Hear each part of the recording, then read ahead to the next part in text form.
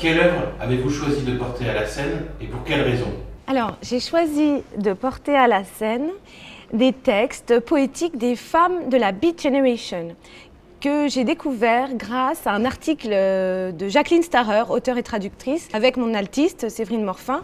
On est plongé dans cette littérature et j'ai fait un choix de texte qu'on a soumis à la traduction à Jacqueline.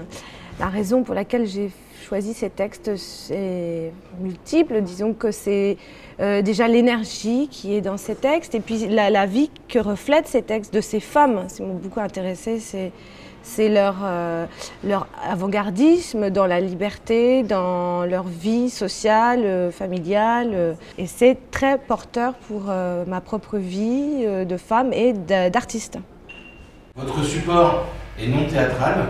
Pourquoi le choisir pour le porter à la scène? Les textes me permettent de faire un montage. En fait, du coup, je suis libre avec cette forme poétique.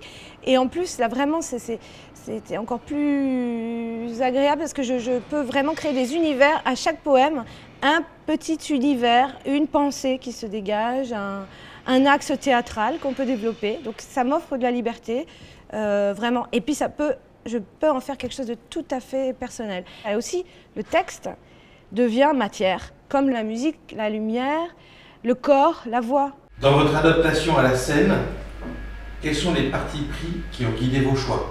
Le parti pris était de créer tout à partir de ce qui se passe sur le plateau. Ça, c'est la première chose.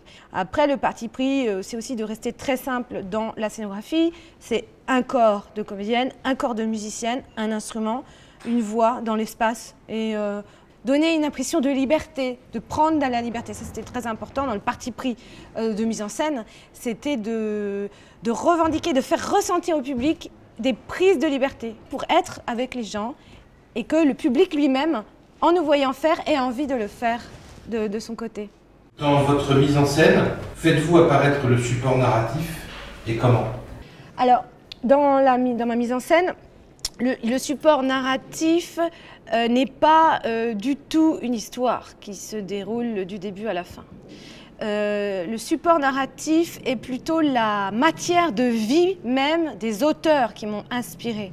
La narration en tant que telle est aussi le lien qu'il y a entre les deux interprètes. Ça, c'est de la narration. Qu'est-ce qui se passe entre deux personnes au moment présent? C'est ça qu'on raconte en fait.